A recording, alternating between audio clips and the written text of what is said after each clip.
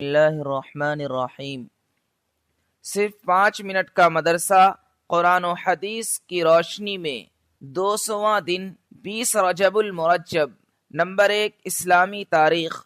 حضرت عباس بن عبد المطلب رضی اللہ عنہ۔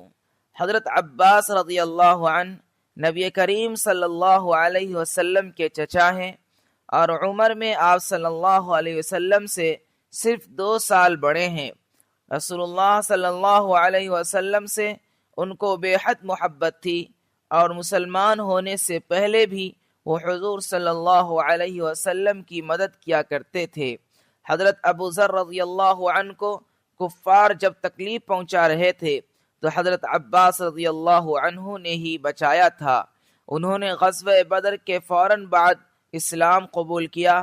بعض کا کہنا ہے کہ ہجرت سے پہلے ہی اسلام قبول کر لیا تھا، مگر اپنے اسلام کو چھپائے رکھا اور مکہ سے مشرکوں کی خبریں حضور صلی اللہ علیہ وسلم کے پاس بھیجتے رہے۔ رسول اللہ صلی اللہ علیہ وسلم ان کی بڑی عزت اور اکرام کیا کرتے تھے۔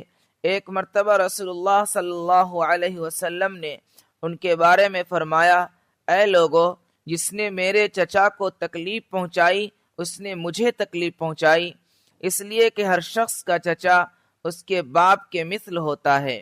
حضرت عباس رضی اللہ عنہ کی وفات حضرت عثمان رضی اللہ عنہ کے دور خلافت میں 82 سال کی عمر میں جمعہ کے دن 12 رجب سن 32 ہجری میں ہوئی اور جنت البقیع میں دفن ہوئے۔ حضرت عثمان رضی اللہ عنہ نے نماز جنازہ پڑھائی۔ نمبر 2، حضور صلی اللہ علیہ وسلم کا معجزہ، خلافت راشدہ کی مدت کی پیشین گوئی۔ رسول اللہ صلی اللہ علیہ وسلم نے فرمایا، میرے وصال کے بعد خلافت راشدہ 30 برس رہے گی، پھر بادشاہی ہو جائے گی۔ چنانچہ آپ صلی اللہ علیہ وسلم کی پیشین گوئی کے مطابق یہ 30 سال کی مدت حضرت علی رضی اللہ عنہ کی خلافت تک چلی، پھر اس کے بعد بادشاہت کا دور شروع ہو گیا۔ نمبر 3، ایک فرض کے بارے میں، اپنے گھر والوں کو نماز کا حکم دینا۔ قرآن میں اللہ تعالیٰ فرماتا ہے، آپ اپنے گھر والوں کو نماز کا حکم کرتے رہیے اور خود بھی نماز کے پابند رہیے۔ ہم آپ سے روزی طلب نہیں کرتے، روزی تو آپ کو ہم دیں گے اور اچھا انجام تو پرہیزگاری ہی ہے۔ نمبر 4، ایک سنت کے بارے میں، دعوت کھانے کے بعد کیا پڑھیں۔ رسول اللہ صلی اللہ علیہ وسلم نے دعوت کے موقع پر یہ دعا پڑھی، اللہم اطعم من اطعمنی واسق من سقانی۔ ترجمہ، اے اللہ، جس نے ہمیں کھلایا تو اس کو کھلا، جس نے ہمیں پلایا تو اس کو پلا۔ نمبر 5، ایک اہم عمل کی فضیلت، اذان اور صف اول کا ثواب۔ رسول اللہ صلی اللہ علیہ وسلم نے فرمایا، اگر لوگوں کو معلوم ہو جائے کہ اذان دینے میں اور صف اول میں کتنا ثواب ہے تو وہ صف اول اور اذان دینے کے لیے تلواروں سے مقابلہ کر کے آگے بڑھنے کے لیے کوشش کرنے لگیں۔ نمبر 6، ایک گناہ کے بارے میں، عہد توڑنے والوں کا انجام۔ قرآن میں اللہ تعالیٰ فرماتا ہے، جو لوگ اللہ سے پختہ عہد کرنے کے بعد توڑ ڈالتے ہیں اور جن تعلقات کے جوڑنے کا اللہ نے حکم دیا ہے ان کو توڑتے ہیں اور زمین میں فساد پھیلاتے ہیں، انہی لوگوں پر اللہ کی پھٹکار ہوگی اور آخرت میں ان کے لیے بڑی خرابی ہے۔ نمبر 7، دنیا کے بارے میں، دنیاوی زندگی کی مثال۔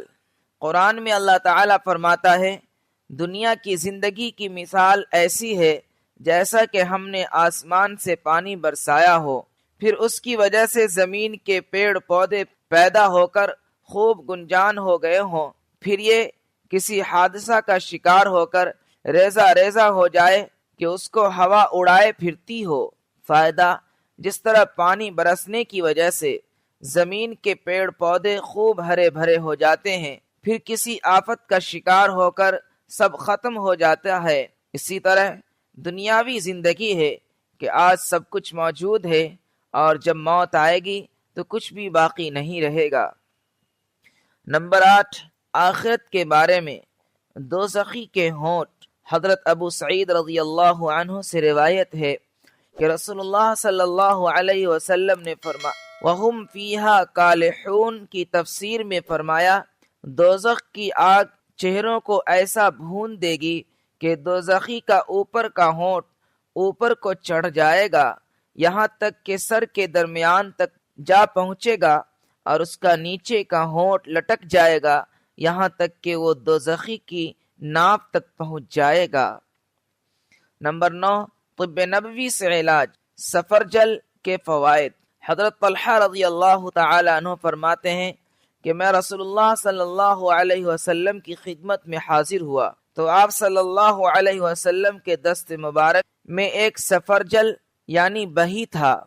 پھر آپ صلی اللہ علیہ وسلم نے فرمایا، طلحہ اسے لو کیونکہ یہ دل کو سکون پہنچاتا ہے۔